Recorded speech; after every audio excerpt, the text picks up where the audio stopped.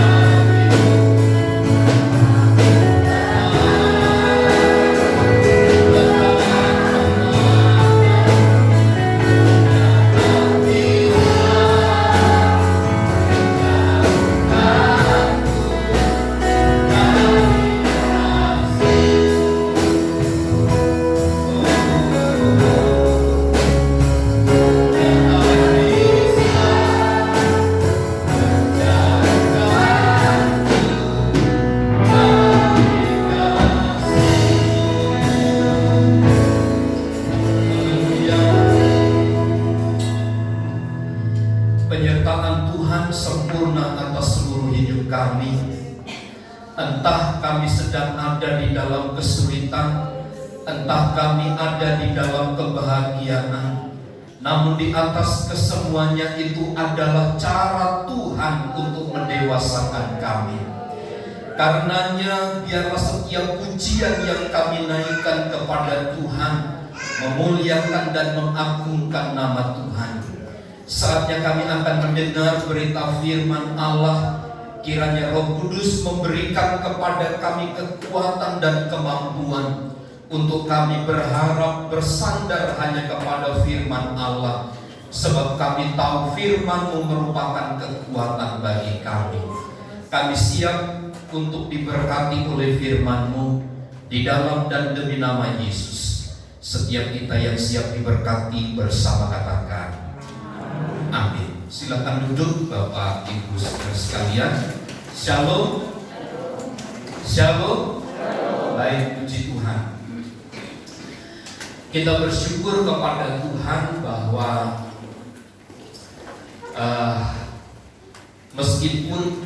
meskipun keadaan tidak sesuai dengan apa yang kita harapkan, namun kita bisa ada hari ini itu karena anugerah dan pertolongan dari Tuhan, ya. Baik, mari kita memfokuskan kembali untuk kita menyimak firman Tuhan yang terambil dari Matius pasal yang ke-13 ayat 53 sampai ayat 58. Kita akan membahas tentang Yesus ditolak di Nazaret. Saya baca ayat 54 dan jemaat Tuhan sekalian membaca ayat yang ke-54 bergantian sampai ayat 58. Demikian. Setelah Yesus selesai menceritakan perumpamaan-perumpamaan itu, Ia pun pergi dari situ. Yesus mengajar orang-orang di situ di rumah ibadah mereka. Maka terkejutlah mereka dan berkata, dari mana diperolehnya hikmat itu dan kuasa untuk mengadakan mujizat-mujizat itu? Bukankah ia ini anak tukang kayu? Bukankah ibunya bernama Maria dan saudara-saudaranya Yakobus, Yusuf, Simon dan Yudas? Dan bukankah saudara-saudaranya perempuan semuanya ada bersama kita?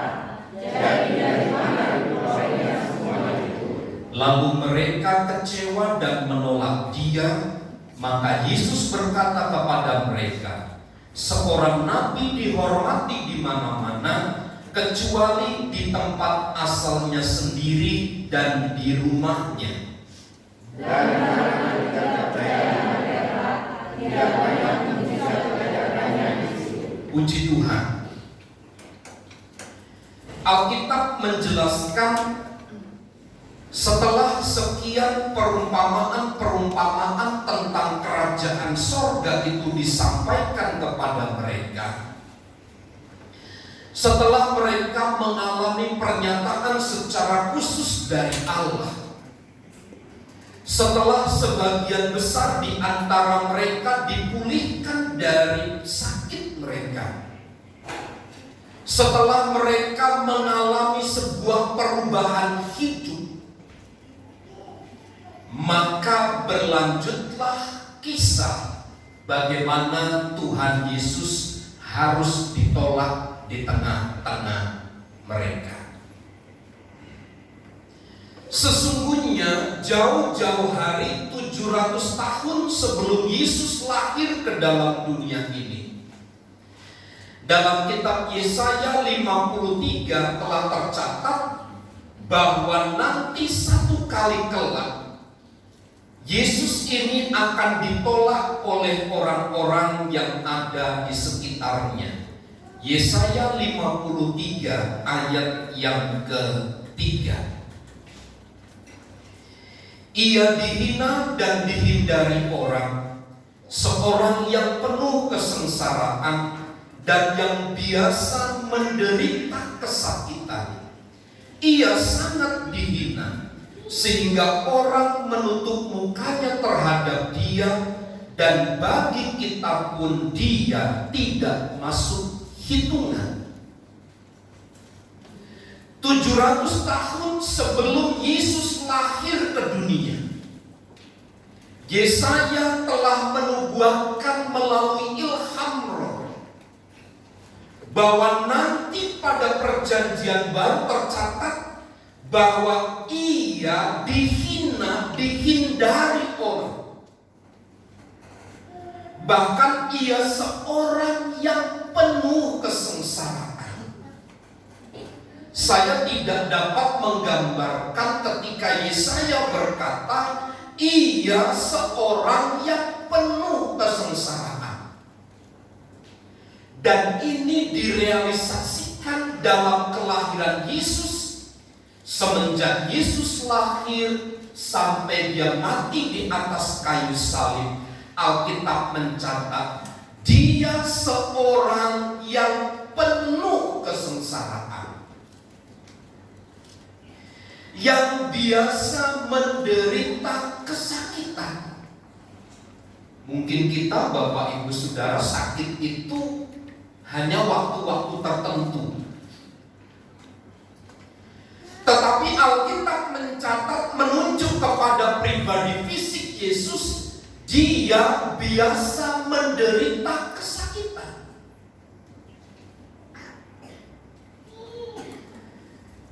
Ia sangat dihina sehingga orang menutup mukanya terhadap dia, dan bagi kita pun dia tidak masuk hitungan. Meskipun Tuhan Yesus menyampaikan berita kesukaan besar dan melalui dia ada keselamatan di atas kayu salib, meskipun demikian kenyataannya, mereka atau Yesus tidak dipandang oleh mereka. Dan ini tercatat di dalam Injil Matius pasal 13 ayat 53 sampai ayat 56. Digenapi dalam pribadi Yesus. Tentang apa? Bahwa dia ditolak di daerahnya sendiri. Yesus lahir di Bethlehem, di daerah Nazaret. Justru daerah itulah yang menjadi pusat di mana Yesus ditolak keberadaannya. Seperti biasa Alkitab mencatat ketika Tuhan Yesus singgah pada satu tempat ke tempat yang lain, dia selalu pergi ke sinagog, ke rumah Tuhan, ke tempat ibadah orang Yahudi. Tuhan Yesus selalu ada di sana menyampaikan berita firman Allah. Dan pada kasus Matius pasal 13 ayat 53 sampai 58 ini pun sama peristiwanya. Yesus disambut dengan begitu hangat, disambut dengan begitu antusias. Bahkan kehadirannya dinantikan. Karena tidak ada seorang nabi di tengah-tengah mereka yang dapat melakukan tanda-tanda heran. Itu sebabnya ayat yang kita baca tadi, setelah Tuhan Yesus mengajar di antara mereka, ada satu kesepakatan muncul di tengah-tengah mereka terhadap berita yang disampaikan oleh Tuhan Yesus. Mereka sepakat berkata takjub terhadap pengajarannya, takjub terhadap perkataan-perkataan yang keluar dari mulut Tuhan Yesus. Ayat 54 jelas khotbah dari Tuhan Yesus disebut sebagai khotbah yang sangat berhikmat. Artinya apa yang disampaikan oleh Tuhan Yesus itu sama, mengena di hati mereka. Dan kalau kita melihat ayat-ayat ini, pada ayat selanjutnya justru mereka mempertanyakan dari mana Yesus memperoleh hikmat sehingga orang banyak yang mendengar berita dari Tuhan Yesus itu mereka takjub akan perkataannya. Kalau khotbah Tuhan Yesus, kalau berita yang disampaikan itu membuat mereka terkagum, membuat mereka terhanyut di dalam satu suasana kebenaran firman. Dalam ayat itu ditulis mengapa mereka menolak Yesus. Bukankah apa yang mereka dengar itu sesuai? Bukankah apa yang mereka dengar dari mulut Tuhan Yesus itu tidak ada penyimpangan? Tidak ada niat busuk di dalam hatinya. Tidak ada sesuatu yang disampaikan hanya untuk dan demi keuntungan pribadi. Tetapi justru penduduk Nazaret menolak keberadaan Yesus meskipun apa yang disampaikan itu menyentuh hati mereka.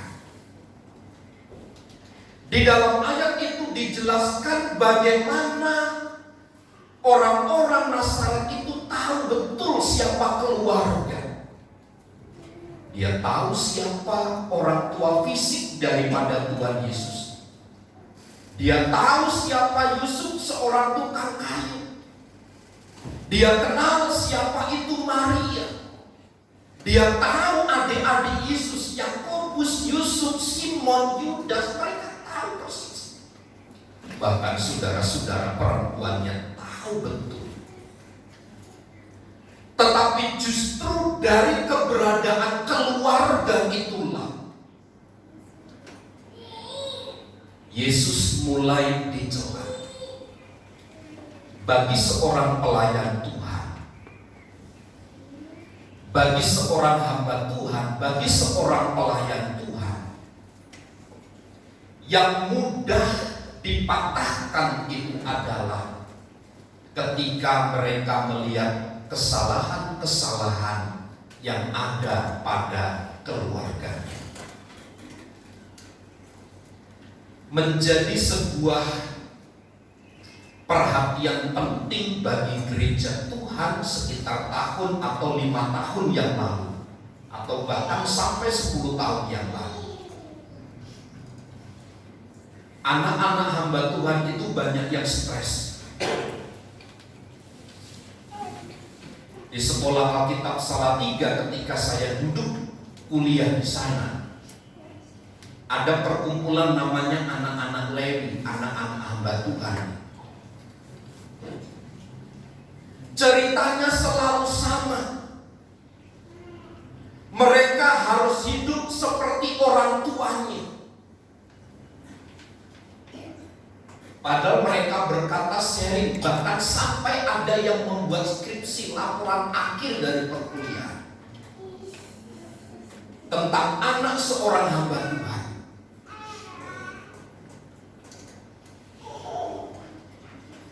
Ketika seorang anak hamba Tuhan tidak sesuai, ini jadi persoalan yang besar. Ini jadi masalah yang besar. Saya coba melihat begini, Bapak Ibu Saudara. Betul memang Yusuf itu adalah orang tua daripada Yesus, dan pekerjaannya adalah tukang kayu. Mereka tahu siapa Maria, seorang perawan. Mereka tahu keluarga-keluarga Yesus, baik keluarga laki-laki maupun keluarga perempuan. Tapi justru pemahaman pengetahuan mereka tentang keluarga-keluarga Tuhan Yesus ini, Yesus dicela. Yesus dicela karena keberadaan ayah, ibu, dan saudara-saudaranya. Mereka mengenal semuanya. Tetapi menurut saya, satu-satunya alasan yang bisa dipahami dan dimengerti dengan baik mengapa mereka menolak Tuhan Yesus demikian, sebenarnya bukan karena keluarga, bukan karena Yusuf si tukang kayu, bukan karena Maria ibunya, bukan karena tingkah langkah keluarganya. Tetapi dia tidak bisa memikirkan, dia tidak bisa mengerti, mereka tidak bisa memahami bagaimana mungkin Allah yang berdaulat itu, yang duduk di tahta yang kekal, yang abadi di surga yang mulia itu, harus mengambil seorang rupa manusia. Yesus adalah manusia yang biasa, bersahaja, seorang yang sederhana, bukan dari keturunan rohaniawan zaman itu. Nah, ketika mereka melihat asal-usul Tuhan Yesus sedemikian, sebab ada peraturan yang layak untuk melayani, menyampaikan berita firman Allah itu adalah ada garis khusus orang Lewi, seorang rohaniawan. Tetapi keluarga Tuhan Yesus tidaklah demikian. Inilah yang sulit dimengerti oleh orang-orang Nazaret. Bagaimana mungkin dia mengajar berita demikian sehingga orang menjadi takjub dengan perkataan-perkataan yang keluar dari mulutnya. Dari mana datangnya hikmat itu? Bagaimana mungkin Allah yang Maha Kuasa, pencipta langit dan bumi ini, berinkarnasi dalam manusia pribadi Yesus? Dan bagi mereka sulit untuk mengerti, sulit untuk dipahami hal ini. Nah, Bapak Ibu Saudara, sekali lagi saya mau sampaikan begini. Mereka sedang tidak membicarakan bagaimana asal-usul Tuhan Yesus. Tetapi sebenarnya mereka sedang tidak mengakui bahwa apa yang disampaikan itu berasal dari Allah sendiri. Sebab ketika Tuhan Yesus menyampaikan dengan hikmat berasal dari Allah, di mana pribadi Yesus itu sebagai manusia yang bersahaja, sederhana. Sekali lagi, hal yang seperti ini sulit dimengerti oleh mereka, sehingga sulit bagi mereka untuk mengakui Yesus itu sebagai seorang nabi, dan sulit bagi mereka untuk menerima apalagi dia sebagai anak Allah. Bagaimana mungkin itu terjadi?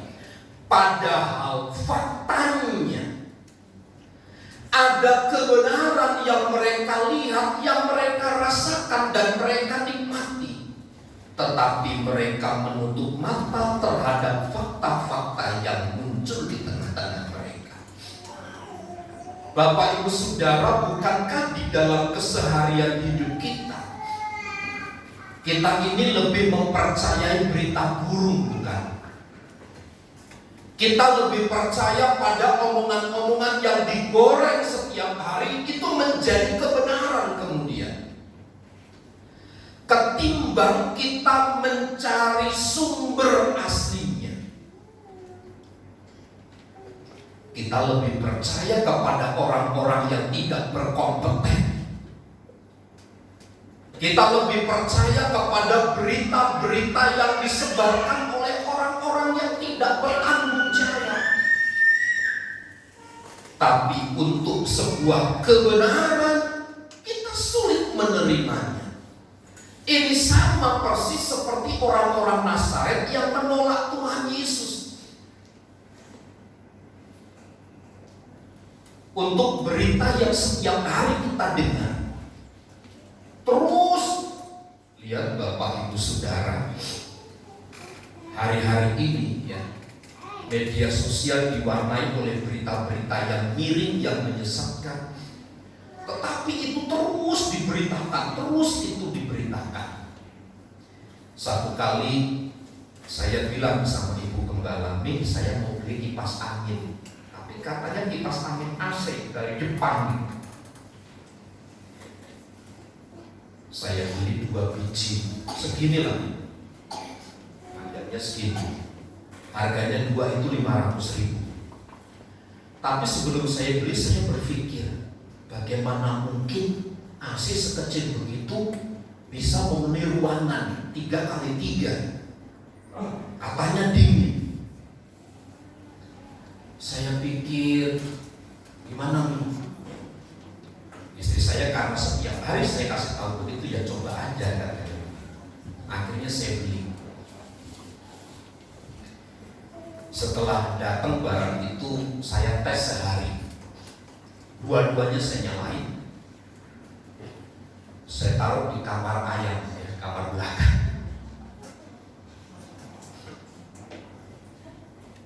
Jangankan dingin, anginnya pun gak berasa. Lalu saya blokir itu di Facebook. Kalau setiap orang berjualan, saya posting, saya kasih tahu, ini penipuan. Jangan beli barang ini. Kalau mau bukti, ambil di rumah saya ada 2, saya tunjukin. Masih diposting, diblokir, diposting lagi. Satu kali saya dapat berita lagi, ada orang lagi tertipu. Beberapa hari kemudian ada orang tertipu. Sampai hari ini tuh ada tuh di belakang. Kalau Bapak Ibu Saudara mau. Seolah-olah begini, salah dianggap benar. Kalau berita itu terus diulang-ulang. Apalagi Bapak Ibu Saudara, kalau seseorang datang kepada saya, dia memakai nama Tuhan lalu meneteskan air mata, hati saya itu gampang melankolis saya. Ada seorang anak Tuhan setiap hari datang, "Demi Tuhan Pak," dia nangis, "demi Tuhan, untuk kemuliaan Tuhan, untuk dana sekian." Saya gadein cincin dengan istri karena melankolis. Mudah sekali tertipu. Minggu depan lagi butuh dana sekian. Kamera koran saya gadein untuk dana itu. Saya habis sekitar 60-70 juta. Setelah saya rasa gak sanggup dan dia tetap memakai nama Tuhan, akhirnya istri saya bilang, "Stop." Datang memakai nama Tuhan, mengeluarkan air mata, menangis.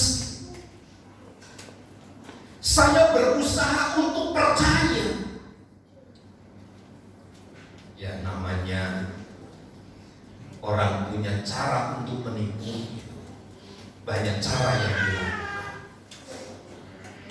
Maksud saya adalah kita ini riskan terhadap berita-berita yang ditaburkan, dan mereka tahu, Bapak Ibu Saudara. Kalau berita salah, meskipun berita itu salah, setiap hari diperdengarkan, setiap hari diposting sampai kesekian kalinya. Ketika orang itu menganggap sudah jadi biasa, lama-kelamaan sebagian orang akan menganggap itu sebagai yang benar. Nah, salahnya adalah di sini kita tidak memverifikasi setiap berita-berita itu. Orang-orang Nazaret di mana Tuhan Yesus mengajar di antara mereka dan melakukan tanda-tanda heran di tengah-tengah mereka, keberadaan dia sebagai nabi, sebagai anak Allah pun ditolak. Karena mereka tidak mempercayai bagaimana mungkin Allah pencipta dan bumi, harus berinkarnasi dalam pribadi Yesus Kristus. Itu sulit dimengerti. Dalam ayat tersebut mereka seolah-olah dalam ayat 57 lalu mereka kecewa dan menolak dia. Kalau bahasa saya begini, mereka sepakat untuk menolak, untuk tidak percaya. Mereka menolak untuk percaya pada pribadi Yesus. Mereka tidak mau percaya kepada Yesus. Sebab apa? Bagi mereka sulit untuk menerima diri pelayanan Tuhan Yesus di tengah-tengah mereka. Bagaimana mungkin Allah menyatakan kemuliaannya dalam kesahajaan manusia pribadi Yesus itu?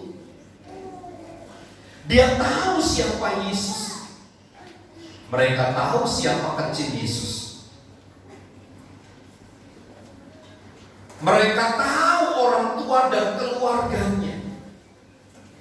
Tetapi meskipun Tuhan Yesus datang sebagai anak Allah, menyatakan kemuliaan Allah, tetap mereka tidak mau percaya. Yang mereka harapkan adalah Yesus itu tampil sebagai seorang Mesias, sebagai seorang nabi yang membawa pedang, yang kemudian melepaskan, membebaskan mereka dari segala jajahan secara fisik.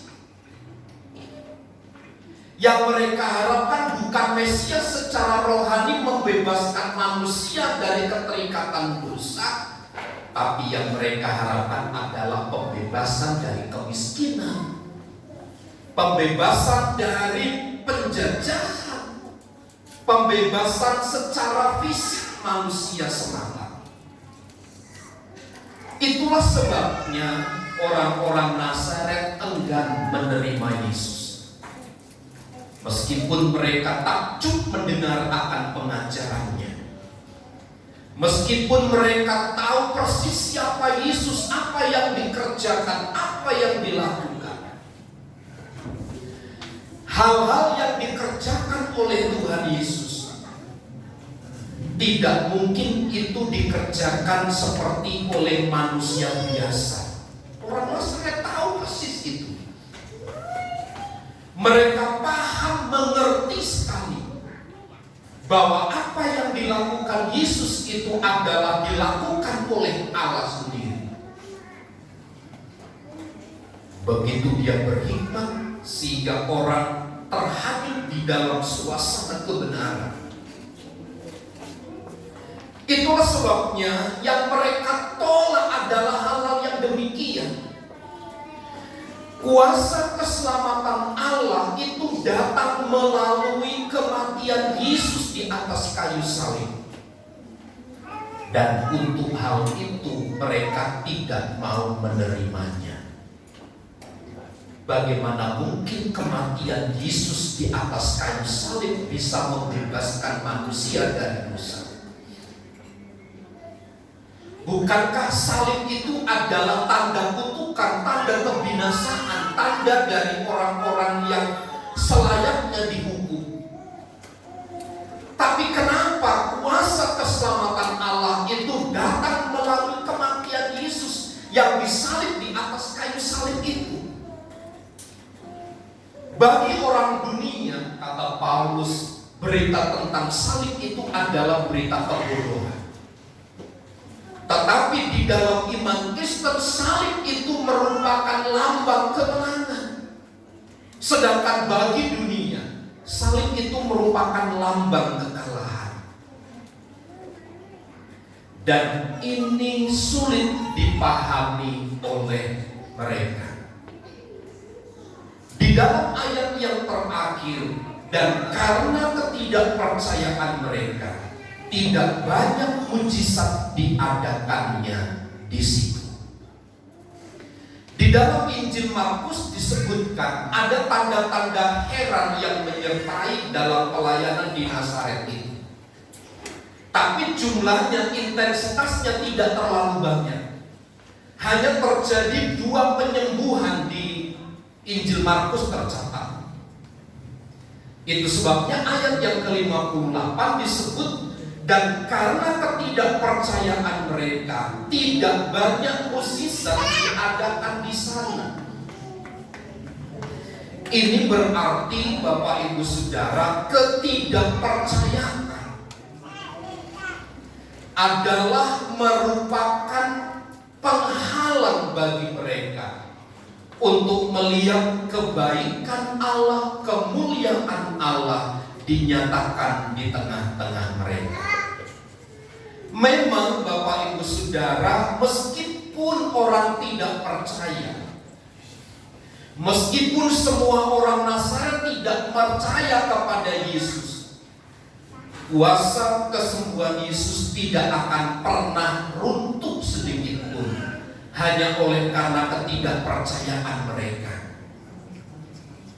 Sebab terlalu banyak ayat di dalam Alkitab bahwa segala sesuatu itu mungkin bagi Allah. Bagi orang-orang yang percaya saja, segala sesuatu dimungkinkan terjadi. Itu sebabnya bukan berarti kuasa Kristus tidak tergantung kepada iman manusia. Iman atau kuasa mujizat dari Allah itu tidak dipengaruhi oleh manusia percaya atau tidak percaya sesungguhnya. Kuasa mujizat dari Kristus itu tidak tergantung pada iman manusianya, tidak. Kalau Allah mau berkehendak di situ, maka terjadilah mujizat di situ. Tapi ayat mengkonfirmasi ayat 58 ini, meskipun sekalipun ketidakpercayaan itu menjadi penghambat, di mana banyak kesempatan untuk terjadinya mujizat, tapi sekali lagi kehendak Tuhan akan dinyatakan tetap di dalam hidup mereka. Karenanya menurut saya kita perlu mengetahui kebenaran ini. Yang pertama, bahwa anugerah Tuhan melalui dan di dalam Yesus Kristus itu diberikan secara cuma-cuma. Tetapi harus diperhatikan hal ini. Dia menuntut respon yang benar dari kita. Mujizat, kesembuhan, pertolongan, keselamatan itu diberikan secara cuma-cuma, gratis kepada semua orang. Tapi kita harus bertanggung jawab terhadap anugerah itu. Bagaimana caranya? Tuhan menuntut respon yang benar dari kita. Yang kedua, anugerah Tuhan melalui Kristus Yesus diberikan secara tersembunyi. Maksudnya tersembunyi itu adalah sesuai dengan kehendak Allah. Kalau Bapak Ibu Saudara lihat postingan di Facebook, sebenarnya sudah lama itu terjadi. Seorang dari ibu-ibu, seorang yang memakai minyak dari suku Dayak, ada tangan bengkok, sudah bertahun-tahun dipolesi minyak lalu sembuh gitu. Ada tangan yang patah, nonjol tulangnya, dipolesi minyak lalu bisa rata lagi, ditarik begitu dan seterusnya. Dunia bisa menawarkan kesembuhan dengan berbagai macam cara. Tetapi kalau bukan kehendak Tuhan, maka itu tidak akan pernah terjadi. Itu sebabnya anugerah di dalam Yesus Kristus diberikan sesuai dengan kehendak Allah. Menutup kemungkinan apakah seorang yang diberi percaya atau tidak itu kemudian. Tetapi yang terpenting adalah kehendak Allah di situ harus dinyatakan. Dan Tuhan kalau mengadakan mujizat kepada seseorang, bukan berarti nama seseorang yang menerima mujizat itu dipermuliakan, tidak. Tetapi harapannya adalah nama Kristus yang ditinggikan dan disanjung kepada seseorang yang menerima mujizat itu. Dan yang terakhir, anugerah Allah melalui Yesus Kristus adalah menunjukkan betapa sabar, betapa kemurahan Allah itu, betapa kesabaran Allah itu masih berlaku atas hidup orang-orang yang percaya. Anugerah Allah melalui Yesus Kristus menunjukkan kesabaran Allah kepada kita. Karenanya menurut saya, hendaklah kisah Matius 13 ayat 53 sampai 58 tentang penolakan Yesus itu harus menjadi catatan penting bagi kita. Jangan sampai kita menolak Dia oleh karena hal-hal di luar dari kesalahpengertian, ketidaktahuan, ketidakmengertian kita tentang kebenaran. Tetapi biarlah dengan segenap hati kita menerima Dia dengan sungguh-sungguh. Betul memang anugerah Allah membutuhkan respon yang benar dari kita. Betul memang keselamatan dan mujizat terjadi sesuai dengan kehendak Allah. Betul memang anugerah Allah itu adalah menunjukkan kesadaran Allah itu sendiri. Karenanya biarlah peristiwa dan momen daripada peristiwa Yesus ditolak di Nazaret ini menjadi titik balik bagi kita sebagai orang yang percaya kepada Dia untuk terus menghargai kasih karunia dan anugerah Tuhan atas hidup kita sekalian. Kiranya Tuhan memberikan wawasan yang baru, pengertian yang baru kepada kita, sehingga melengkapkan, menambahkan kepada iman untuk kita tetap berharap dan bersandar kepada Tuhan. Tuhan Yesus memberkati. Saya mengundang pelayan musik untuk maju ke depan. Sebelum berdoa, kita akan menyanyikan satu pujian, seribu tak mengerti jalan-jalan Tuhan.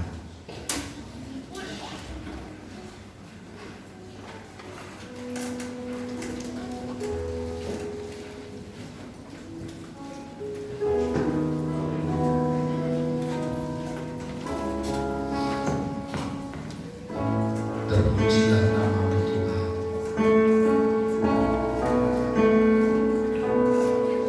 Seribu tak mengerti jalan-jalanmu Tuhan, bagai di belantara yang gelap. Atas seribu tanda, namun tetap percaya, jejakmu Tuhan sungguh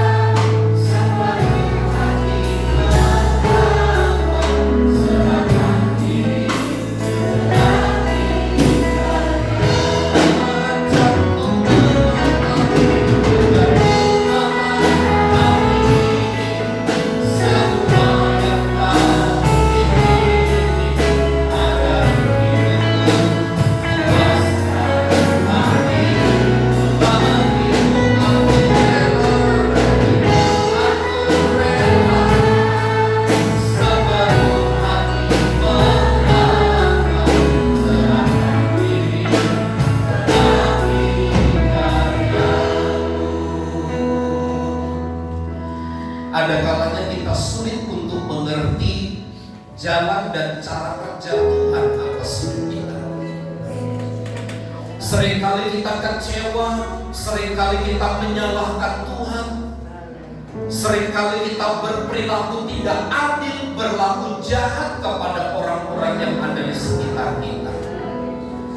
Karena memang kita tidak tahu, tidak mengerti apa maksud dari semua peristiwa-peristiwa yang kita alami. Tetapi berdasarkan firman Tuhan yang telah kita pelajari bersama, mari arahkan terus kepada Tuhan, tinggallah di dalam kebenaran, dan izinkan seluruhnya menguasai hati dan pikiran kita, sehingga hidup kita menjadi berkenan di hadapan Tuhan. Ajarku memahami semua yang Kau ingini, agar hidupku puaskan hatimu. Bagimu aku rela sepenuh hati menyembah, serahkan diri genapi karya-Mu.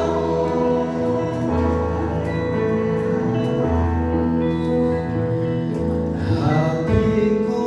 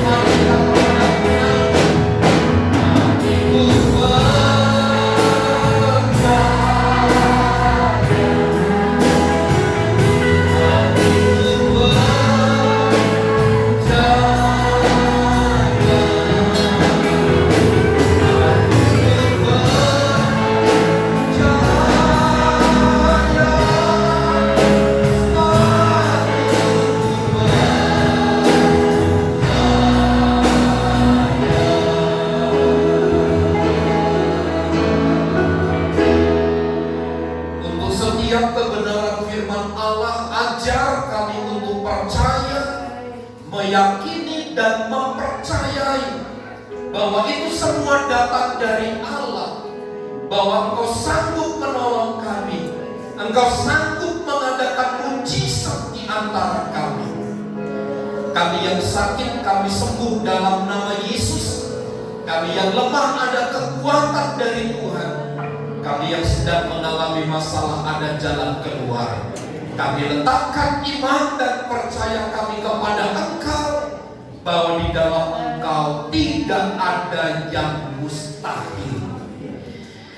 Karenanya kami tetap minta kemurahan Allah, anugerah Allah, kesabaran Allah, hikmat dari Allah menyertai kami semua, yang menuntun dan memelihara kami, sehingga sampai pada kesudahannya kami berjumpa dengan Tuhan di dalam awan-awan aman. Kami terima firman-Mu dengan hati bersyukur, di dalam nama Yesus. Semua yang percaya bersama katakan amin. Puji Tuhan, saudara kita menjalankan persembahan.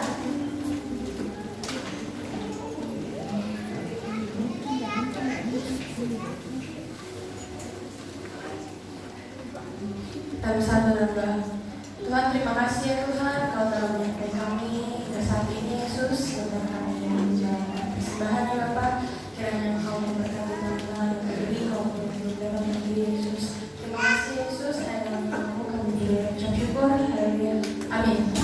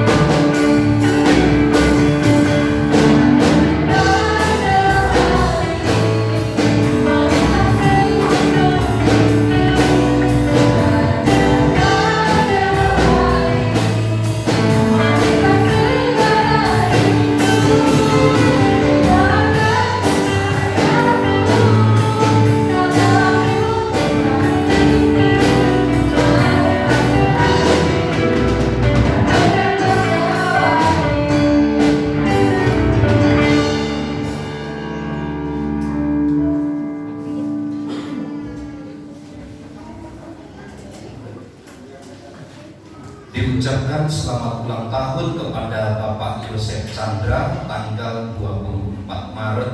Tuhan Yesus memberkati. Sekiranya ada jemaat Tuhan yang belum menyerahkan data, bisa menghubungi Ibu Gembala ya, nanti bisa di depan minta form supaya diisi, supaya kami tahu alamat dan nama, supaya setiap pagi kami dukung di dalam doa untuk seluruh sidang jemaat Tuhan. Kita berdoa bagi jemaat Tuhan yang sakit, emak yang dirawat di rumah sakit umum Cengkareng. Kemudian berdoa bagi saudari Luciana.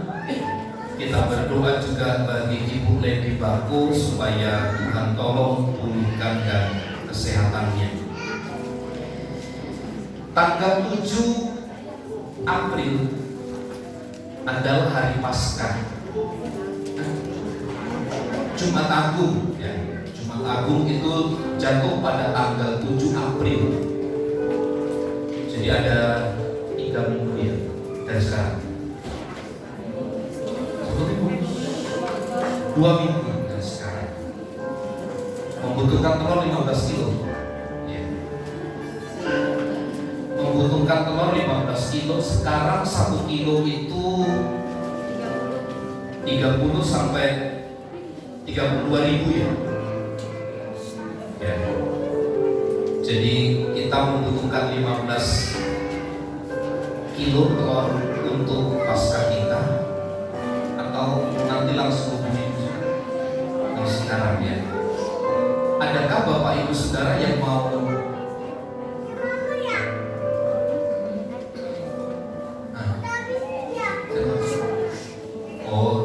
terima kasih. Rupanya Bapak Daniel sudah mempersiapkan 15 kilo. Terima kasih Pak Daniel. Nah, saya tawarkan kepada jemaat Tuhan, kalau cuma telur doang kan seret ya. Nanti takutnya makan telur gak ada air minum kan jadi susah. Ya butuh air minum lah, gitu kan. Ada yang mau bantu Bapak? Air minum ya. Air minum 1 dus dari Bapak Atis Yono. Ada lagi yang mau? Bapak Miken. Kalau Bapak Miken jangan, karena kalau cuman minum ya 1 dus. Oke, si Bapak Atis Yono 1 dus, kemudian si Adi Naibal 1 dus.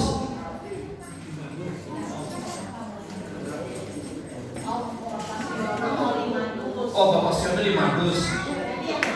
5 dus sudah selesai berarti. Kalau cuman telur 1 ya, pakai air gitu kayaknya kan enggak sarapan ya.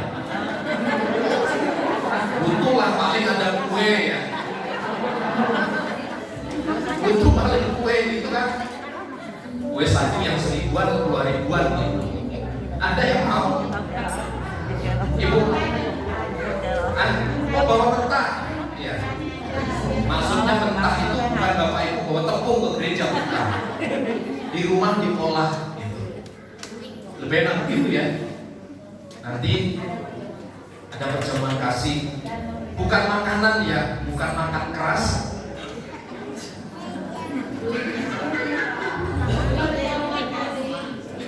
Ada perjamuan kasih. Kira tanya mau bawa kentang baca. Makanya kalau bawa kentangnya kan masing-masing bawa kentang. Iya, maksud saya begitu. Kalau Bapak Ibu Saudara bawa masing-masing kan susah gitu. Nah, duit gampang dikumpulin sama Ibu Juta. Pausin 100, Ibu Gembala 100. Cukup? Kepuas. Pak Siono udah kan tadi ya? 100, Pak Siono 100 lagi. Oh ya, ini Bu Acung tuh, Ibu Acung. Pak, dari mana Pak? Bapak Daily 100. Acun 50. Ibu Acun 50. 50 juta.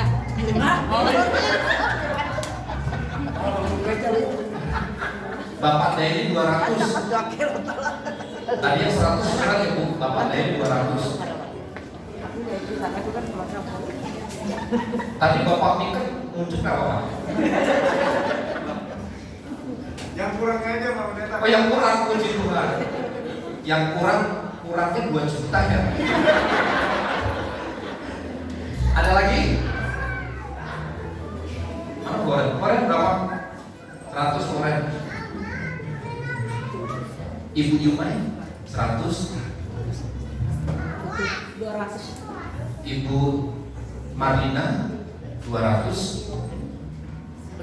Ibu Gembala jangan 100 kali ya. Oh iya. Sama dengan Pak Peter nanti kekurangannya ditambahin. Jadi ada 2 orang yang menambahin. Wendy, si Tuhan Yesus, Lia, Oma 100. Lia 100. Panca 100, Lia 100. Iya. Mami 100. Mami 100. Panca 100, Lia 100, Mami 100. Ayo, baby. Nggak muncul nih. Belakangan ya, Baby. Oke, siap. Yolan 100. Yalah. Itu mah ditodong. Yolan tuh pengusaha itu. Ditodong deh. Udah selesai? Udah? Jadi nanti kalau bersedih hati di rumah ingat WA saya saja. Tahu kan nomor saya ya? Di grup itu Bapak Ibu ambil saja masukannya. Kalau tidak tahu yang setiap hari saya kirim renungan, itu saya nomor saya ya. Datang aja dulu. Ya? Datang aja dulu. Oh iya, bila perlu datang aja ke rumah. Atau dananya langsung ke Ibu Juta ya. Baik itu saja. Totalnya Bu, mohon maaf 1.350.000 ya. Baik, terima kasih buat partisipasi jemaat Tuhan sekalian untuk hari Paskah. Dan saya mengharapkan kehadiran semua. Itu tanggal 7 hari Minggu ya, Puasa kan? Minggu. Jadi perjuangan kasihnya hari Minggu. Maghrib aja buka puasa. Waduh, ini kan orang pada puasa. Gak ada yang lewat. Jadi pintu nanti wah bahaya. Tutup kok. Dalam kok. Ya dalam rumah masing-masing makan. Oh ya, makan di dalam sini nanti ya, bangkunya dipikirin semua, makan di dalam aja, jangan di luar. Pakai tenda. Jangan pakai tenda malah jadi. Baik, Tuhan Yesus memberkati. Mari bersama kita berdiri. Kita akhiri ibadah kita dalam doa. Kemuliaan dan hormat bagi Tuhan yang telah memungkinkan semua kegiatan ibadah kami berjalan dengan baik dari awal sehingga selesainya. Engkau yang menuntun, Engkau yang memberkati jemaat Tuhan yang hadir dengan segala pergumulan-pergumulan hidup mereka. Tuhan dengar, Tuhan jawab sesuai dengan apa yang Engkau rencanakan dan kehendaki. Teringat akan Bapak Yosef Chandra yang berulang tahun, Tuhan memberkati hidupnya. Pertambah-tambahkanlah kiranya berkat-berkat-Mu atas Bapak Chandra. Berkati Ibu Afun yang sedang sakit bagian pinggang. Berdoa bagi emak yang dirawat di rumah sakit Cengkareng. Berdoa bagi Luciana Soyo. Hamba berdoa bagi Ibu Lady Bako.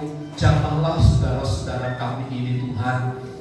Kami memerlukan anugerah-Mu, kami membutuhkan mujizat-Mu bagi saudara-saudara kami. Tidak ada yang mustahil bagi Tuhan untuk menolong. Itu sebabnya bekerjalah sesuai dengan caramu. Tuhan, sembuhkan mereka dalam nama Yesus. Tangan kuat kuasa Allah yang berlubang paku, Engkau yang berdiri di atas kayu salib yang menyembuhkan mereka dengan sempurna dalam nama Yesus.